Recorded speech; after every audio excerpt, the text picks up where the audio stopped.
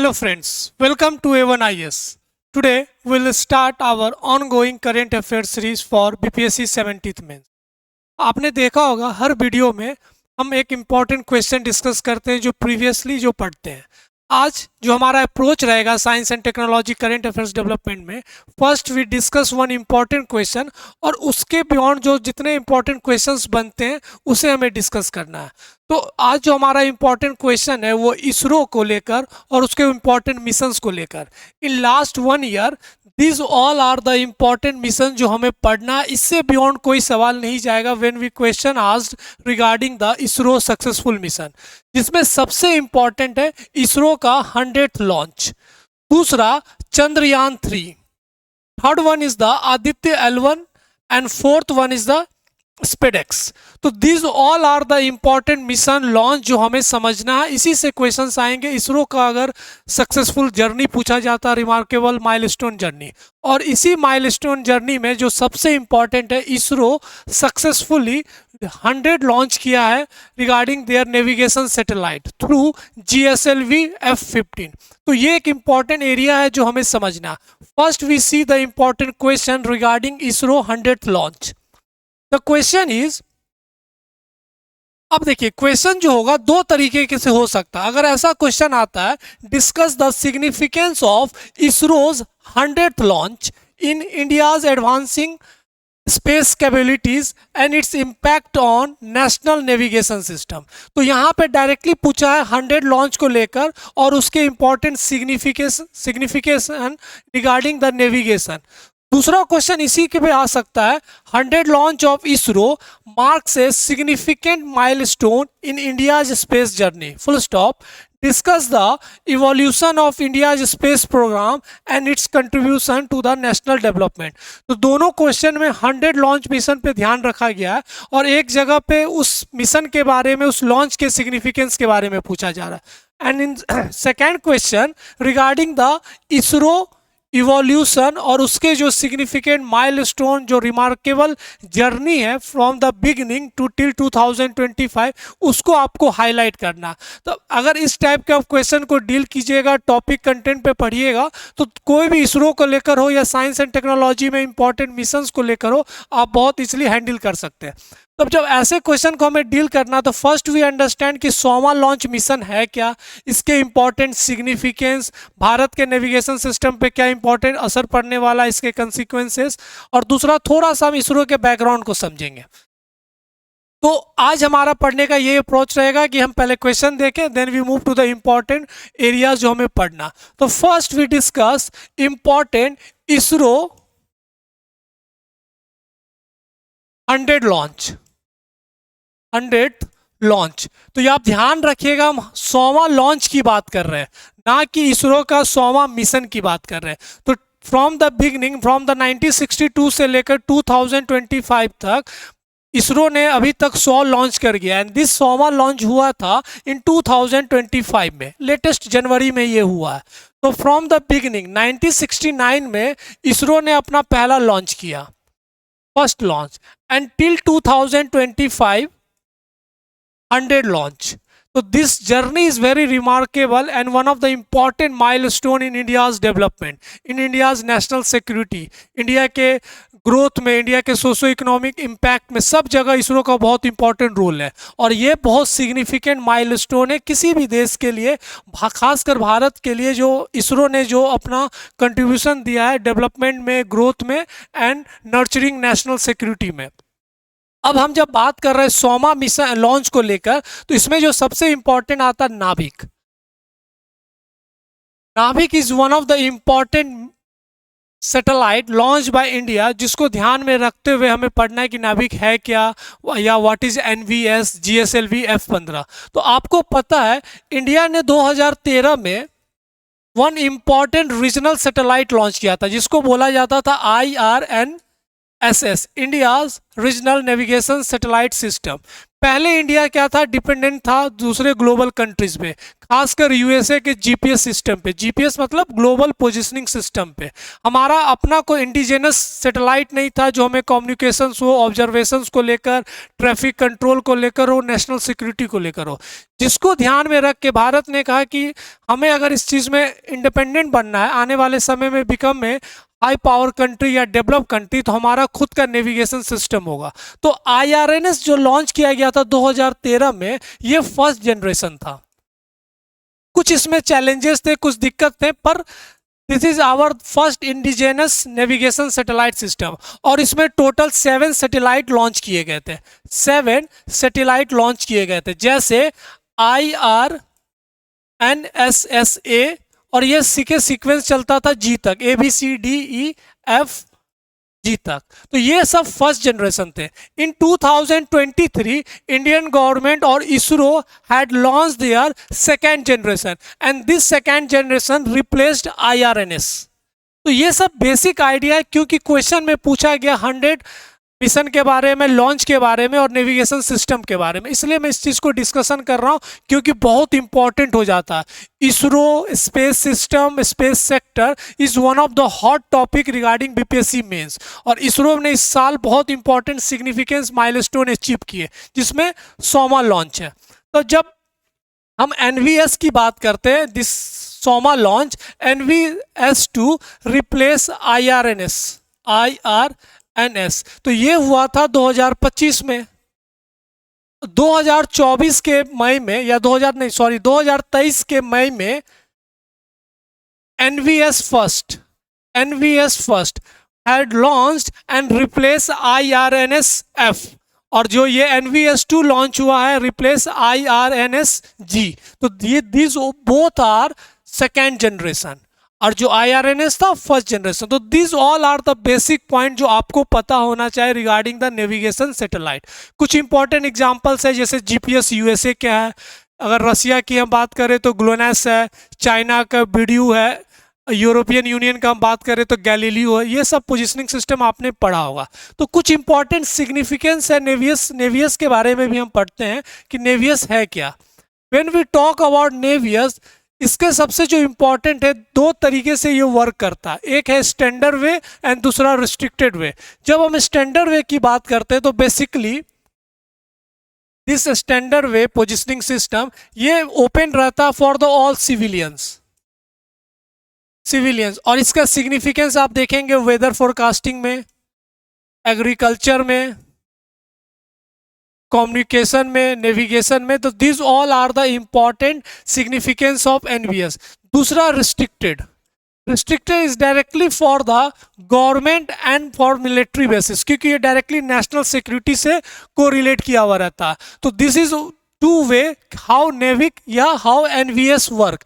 जब NVS 1 launch किया गया था इन 2023, फर्स्ट NVS लॉन्च किया गया था, तो इसके साथ एक एटॉमिक क्लॉक लॉन्च किया गया था, इंस्टॉल किया हुआ था, जो इंडिजिनस था, जो बेसिकली प्रिसाइज टाइम बताता था regarding the weather forecasting, any national calamities. तो आपने देखा होगा 2023 हो या 2013 से हमें पहले वेदर फोरकास्टिंग हो जाता है। कोई फ्लड हो, कोई ड्रॉट हो, कोई साइक्लोन हो या कोई टाइफून हो, इसका जानकारी हमें 2 दिन 48 घंटे पहले मालूम हो जाता है। तो this type of satellite helps the growth of any country. जो सोशियो इकोनॉमिक इम्पैक्ट की बात करते हैं तो हम इसरो के जो कंट्रीब्यूशन है उस पर बहुत ज़्यादा फोकस हो जाता है।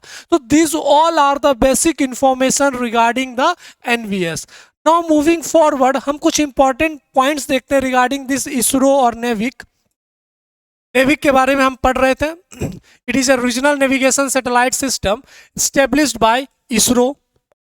NavIC known as India regional navigation satellite, मैंने बताया था। इसको रिप्लेस कौन किया? NVS second generation.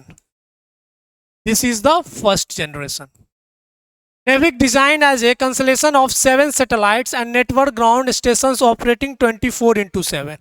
3 satellites constellation are placed in the geostationary and 4 satellites are geosynchronous. Synchronous का मतलब हो या एक तरीके से स्टेशनरी, इनका जो ऑर्बिट में जगह रहेगा वो फिक्स्ड रहेगा। For that region this is very important कि हमें प्रिसाइज टाइम एक्यूरेट सारा मेजरमेंट सारा इंफॉर्मेशन मिलता। तो this is the basic idea about the NavIC. तो हम जो अभी क्वेश्चंस देख रहे थे रिगार्डिंग इसरो और 100 लॉन्च, तो क्वेश्चन ही था सिग्निफिकेंस ऑफ इसरो 100 लॉन्च। तो इसलिए मैंने पूरा 100वां लॉन्च के बारे में डिस्कस किया रिगार्डिंग द एनवीएस। तो this all are the important, ऐसे क्वेश्चन को बहुत प्रैक्टिस कीजिए, you will cover all content regarding this. दूसरा क्वेश्चन पूछ रहा है इसरो के सिग्निफिकेंस या स्पेस जर्नी को लेकर। तो अब हम इसरो के स्पेस जर्नी पढ़ेंगे। इसरो के स्पेस जर्नी तो आपने पढ़ा होगा, आप जितने इंपॉर्टेंट मिशंस हैं जिनके इंपॉर्टेंट कंट्रीब्यूशन माइलस्टोन है उसके बारे में उसके पॉइंट्स लिखिए। कैसे 1965 हो आर्यभट्ट को लेकर, रोहिणी को लेकर, अपोलो मिशंस को लेकर, चंद्रयान 1, 2, मंगलयान, ये सारे आपने पढ़ा होगा। ये सारे स्टैटिक पार्ट हो गया। जो करंट अफेयर्स डेवलपमेंट है उसमें आप लॉन्च 100 मिशन के बारे में बात कीजिएगा, चंद्रयान 3 के बारे में, स्पेडेक्स के बारे में, उसके बाद आदित्य L1 के बारे में। तो this all are the important. कुछ इंपॉर्टेंट पॉइंट्स यहाँ निकल के आते। Future ambition, future ambition this is also important कि आने वाले समय में इसरो का जो फ्यूचर एम्बिशंस है वो क्या है। तो this all are the important future ambition जो हमें पढ़ना चाहिए, बेसिक जानकारी हमें होना चाहिए। When we talk about the future ambition, ISRO preparing for major space exploration, including a sample return mission from the moon, mission on to Venus, जिसको शुक्रयान भी बोलते हैं, establishing Indian space station, Bharat अंतरिक्ष स्टेशन की बात की गई है, manned moon mission, manned moon mission, this is one of the important. तो this all are the ambition future project of ISRO. When we saw through the map, ये बहुत important हो जाता है एग्जाम में, ऐसे करके जरूर बनाए, you will get good marks. अगर हम जनवरी 2025 की बात करें तो अभी हमने नेविक के बारे में डिस्कस किया। 2025 में गगनयान रोबोट मिशन होगा, वो इंपॉर्टेंट है। 2026 में मैन मेंड गगनयान मिशन, वहाँ पे ह्यूमन बींग को एक तरीके से भेजा जाएगा। 2035 में भारत अंतरिक्ष station will be established, and 2040 first Indian astronaut on the moon. तो these all are the future ambition project. तो ये इसरो का बेसिक आइडिया है and what we had discussed regarding the 100 launch of ISRO through GSLV F-15 and Navi NAV. NAV-2 will launched into the orbit regarding the Indian Regional Navigation Satellite System. तो these all are the important point जो आपको पता होना चाहिए। तो ऐसे करके आप इसरो के जो important missions है, और मैंने जो 4 important missions बताया उससे बाहर कुछ नहीं जाने वाला, ज़्यादा missions के में मत पढ़िएगा। हिस्ट्री हमने स्पेस इकोनॉमी पढ़ा, हमने स्पेस पॉलिसी पढ़ा, and this is another topic regarding the ISRO space missions. तो लेटेस्ट करंट और कुछ बैकग्राउंड भी हमने देखा। नाउ मूविंग फॉरवर्ड हम सेकेंड इंपॉर्टेंट मिशन पढ़ेंगे, SpaDeX. This is also one of the important, बहुत आपने सुना होगा स्पेडेक्स, स्पेस डॉकिंग एक्सपेरिमेंट। तो डॉकिंग एक्सपेरिमेंट का मतलब कि दो स्पेस क्राफ्ट को, अगर नॉर्मल लैंग्वेज में आप समझे, इजी लैंग्वेज में समझे, दो स्पेस क्राफ्ट को हम एक तरीके से जोड़ना चाह रहे हैं ग्राउंड पे बैठ के किसी भी ऑर्बिट में। अगर आप यहाँ पर बैठ के स्पेस में किसी ऑर्बिट में दो स्पेस क्राफ्ट को जोड़ना चाहते हैं, तो this is one of the important and significant mission of ISRO, and ISRO became into the elite club. जिससे पहले यूएसए और चाइना ने ही स्पेडेक्स या डॉकिंग एक्सपेरिमेंट किया इन द स्पेस। तो India now became the important group, this elite group, जहाँ पे ground पे बैठ के स्पेस क्राफ्ट को एक तरीके से डॉक किया है in the space. So this is one of the important and significance. So this SpaceX mission consists of 2 small spacecraft. तो ये जो दिसंबर में ये SpaceX मिशन हुआ है, दिसंबर 2024 में, तो 2 स्पेसक्राफ्ट को एक तरीके से डॉकिंग किया गया। पहला का नाम था SpaceX A, दूसरा का नाम SpaceX B या 0102, अप्रोक्सीमेटली 220 kg था, built on extended microsat bus. Capabilities क्या था, endogenous in nature, allowing either spacecraft to act as a chaser during docking. तो चेस्टर एंड टारगेट, दो टर्म हमेशा आप सुनते होंगे, चेस्टर एंड टारगेट। तो this all are the important point जो आपको पता होना चाहिए रिगार्डिंग दिस मिशन, इसका नाम है स्पेडेक्स। मूविंग फॉरवर्ड, अब स्पेडेक्स में अगर हम देखें इसका ऑब्जेक्टिव एंड गोल्स क्या था मिशन का, दिस इज वेरी इंपॉर्टेंट। ये तीनों गोल्स एंड ऑब्जेक्टिव आपको पता होना चाहिए when the question will come regarding the SpaDeX mission. पहला जो ऑब्जेक्टिव था, demonstrate autonomous and docking showcase the ability of two spacecraft to locate, approach and dock with each other autonomously. कहने का मतलब कि दो स्पेसक्राफ्ट को डॉकिंग करा रहे हैं ऑर्बिट में ऑटोनोमसली, तो this is one of the goal and objective, first goal. दूसरा, हम एनर्जी ट्रांसफर की बात कर रहे हैं, validate power transfer, establish and verify the transfer of electric power. तो यहाँ पे रिसाइकिल, रीयूज एंड रिपेयर की अगर हम बात करें तो थ्रू डॉकिंग प्रोसेस हम इस ऑब्जेक्टिव गोल को भी अचीव कर लिए। तो पावर ट्रांसफर की बात हो या रीयूज की बात हो, रिपेयर की बात हो, तो डॉकिंग एक्सपेरिमेंट से हम ये चीज़ पे काम कर लिए। थर्ड, कंपोज स्पेसक्राफ्ट कंट्रोल, यहाँ पे ही बैठ के हम मैन्यूवरिंग कर सकते हैं, स्पेसक्राफ्ट कंट्रोल करते हैं। And this three important goals will help to achieve ISRO's future ambitious project. तो इसरो का जो एम्बिशियस प्रोजेक्ट है वो प्रूफ करने में, वो करने में this three important goals and objective जो अचीव किए हैं आफ्टर दिस मिशन वो हो सकता है। अंडरस्टैंड? तो पहला हम ऑटोनोमस डॉकिंग की बात कर रहे हैं, दूसरा एनर्जी ट्रांसफर की बात कर रहे हैं, एंड थर्ड कंट्रोल की बात कर रहे हैं। तो this all are objective fulfil by this mission. Moving forward, what are the important achievement after this docking process. Chandrayaan 4 जो हमारा एक एम्बिशियस प्रोजेक्ट है इसरो का, उसमें फ्यूचर लूनर मिशंस की हम बात किए हैं, कम्प्लेक्स ऑपरेशंस रिक्वायरिंग डॉकिंग। तो थ्रू ये इनिशिएटिव में हमने डॉकिंग पे जो कामयाबी हासिल किया, हम चंद्रयान 4 पे सारा इंपॉर्टेंट एक्टिविटीज़ कर सकते हैं। थर्ड इंपॉर्टेंट है भारतीय स्टेशन, अंतरिक्ष की हम बात कर रहे हैं कि हमारा एक स्पेस स्टेशन हो जिसका नाम है भारतीय अंतरिक्ष स्टेशन, उस पर हम थ्रू डॉकिंग प्रोसेस हमें एक तरीके से इम्पॉर्टेंट हेल्प मिलेगा आने वाले समय में। सैंपल रिटर्न की बात की गई है, तो this all are the important point जो आपको पता होना चाहिए रिगार्डिंग द स्पेडेक्स। तो SpaDeX is the space docking experiment, is another important mission of ISRO और एक्सपेरिमेंट जो हमें as a current affairs development में साइंस एंड टेक्नोलॉजी में पढ़ना है। कुछ इंपॉर्टेंट इसमें हडल्स है, जो टेक्नोलॉजी के हडल्स क्या बना रहा है स्पेडेक्स में जिसके कारण इतना टाइम लगा एंड कुछ ही कंट्री ने सक्सेसफुल ये एक्सपेरिमेंट कर पाया। पहला, complex docking mechanism, aligning and connectivity two spacecraft orbit requires precise engineering and make process safe and effective. तो कहने का मतलब कि आपने देखा होगा कोई ट्रेन है, ट्रेन को भी अगर तरीके से डॉक किया जाता है, साथ में अटैच किया जाता है, तो उसमें भी टाइमिंग को लेकर टेक्निकल चीज़ बहुत काम किया जाता है, तो लेकिन उसका कंट्रोल हमारे पास रहता है। आप यहाँ से बैठ कर दो स्पेसक्राफ्ट को डॉक कर रहे हैं तो उसके लिए प्रिसाइज टाइमिंग, इंजीनियरिंग बहुत हेल्पफुल है। तो this all are the important complex format जिसके लिए हमें बहुत रिसर्च करना पड़ा, स्टडी करना पड़ा, and finally ISRO got success. Autonomous operation, it involves advance algorithm, जो हमने कल क्वांटम फिजिक्स में ही पढ़ा था। आने वाले समय में दिस विल हेल्प, तो ये हेल्प आप यहाँ पे देख रहे हैं। थर्ड इंपॉर्टेंट, फॉर्मेशन फ्लाइंग, किस पाथ से आ रहे हैं, क्या डायरेक्शन होगा, क्या वहाँ का मॉइस्चर होगा, क्या टेम्परेचर होगा, this all are the important factor जो यहाँ पे फॉर्मेशन फ्लाइंग पे रोल प्ले कर सकता है। कम्युनिकेशन सिस्टम, यहाँ पे बैठ के एक स्टेब्लिश कम्युनिकेशन बनाना है, तो this all are the important challenges when we talk about the docking, and this all are the technological hurdles.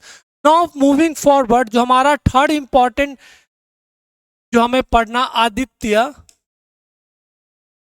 L1, आपने पढ़ा होगा Aditya L1 is one of the important experiment and mission by ISRO, जो एक तरीके से सन के एटमॉस्फेयर जो उसके जो फोटोस्फेयर है या कोरोना, उसको पढ़ने के लिए हमने एक इम्पॉर्टेंट स्पेसक्राफ्ट या मिशन लॉन्च किया।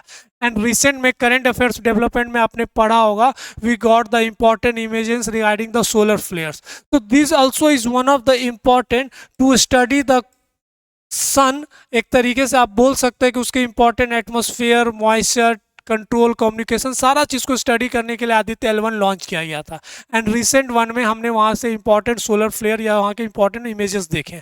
तो this is also one of the important significant जो आपने पढ़ा होगा एज ए स्टैटिक पार्ट। यहाँ पे कुछ इंपॉर्टेंट सूट किया यूज़ किया जाता है, this suit is one of the important technology यहाँ पे यूज़ किया जाता है आदित्य L1 में। तो this all are the important point जो आपको पता होना चाहिए रिगार्डिंग दिस। ऐसे ही आपने चंद्रयान, ये भी एक इम्पॉर्टेंट पॉइंट है मिशन है जो आपने पढ़ा होगा, थोड़ा सा ओल्ड है लेकिन हमारे लिए बहुत इंपॉर्टेंट है। ये 4 मिशंस आपको पढ़ना है, इससे बियॉन्ड कोई क्वेश्चंस नहीं जाएंगे। And what we had discuss in the beginning regarding the question, वो बहुत इंपॉर्टेंट हो जाता है। तो आदित्य L1 हो, चंद्रयान 3 हो, स्पेडेक्स हो एंड द 100 लॉन्च जो NV2 को हम लॉन्च किए, दिस 4 आर वेरी इंपॉर्टेंट। इसी को पढ़ना है, इससे बाहर कुछ नहीं जाएगा। And we will provide all important slide regarding this lecture, वो आप पढ़िएगा और भी कंसेप्ट क्लियर हो जाएंगे। And try to write more and more questions, जो मैं क्वेश्चंस दे रहा हूँ, जो आज भी मैंने डिस्कस किया, उसको जरूर लिखें। इससे आपके सारे स्पेस एरिया वाले जो टॉपिक्स है, टेक्नोलॉजी वाले जो टॉपिक्स है, वो सारे कवर हो जाएंगे। एंड लास्ट वीडियो में हमने स्पेस इकोनॉमी पढ़ा था और ISP पॉलिसी पढ़ा था। तो इससे ज़्यादा कुछ सवाल नहीं बाहर जाने वाले, आपको जिससे ज़्यादा कुछ पढ़ना भी नहीं है। इतना ही जो चीज़ हमने पढ़ा उस पर कंट्रोल रखिए, उस पर मेहनत कीजिए, कंटेंट को स्ट्रॉन्ग रखिए, इंक्रीज कीजिए and try to write in good structure, तो आपको अच्छे नंबर मिलेंगे। आप बिना मतलब का ज़्यादा क्वेश्चंस के पीछे, ज़्यादा कंटेंट के पीछे भागेंगे, टॉपिक के पीछे भागेंगे, वो अननेसेसरी आपका टाइम एक तरीके से किल करेगा। तो आपके पास टाइम कम है, जो सेलेक्टिव जहाँ से क्वेश्चन आता है उसी टॉपिक को पढ़ना, और वही चीज़ हम लोग डिस्कस भी कर रहे हैं regarding this our current affair series. तो मोर फोकस रहिए, अच्छे से पढ़िए और write, again I am saying, write more and more questions. Next class में मिलेंगे तो हम नेक्स्ट वीडियो पे बात करेंगे, जो इंपॉर्टेंट 2-3 टॉपिक रहेगा in the science and technology, और कुछ इंपॉर्टेंट बजट हो या बिहार बजट हो, बिहार इकोनॉमिक सर्वे हो, उस पर भी डिस्कस करेंगे। तो इससे बियॉन्ड कुछ जाने वाला नहीं in the current affairs development. And we had completed all important topics regarding our current affairs series. अच्छे से पढ़िए, फिर से मिलते हैं हम नेक्स्ट वीडियो में। Thank you.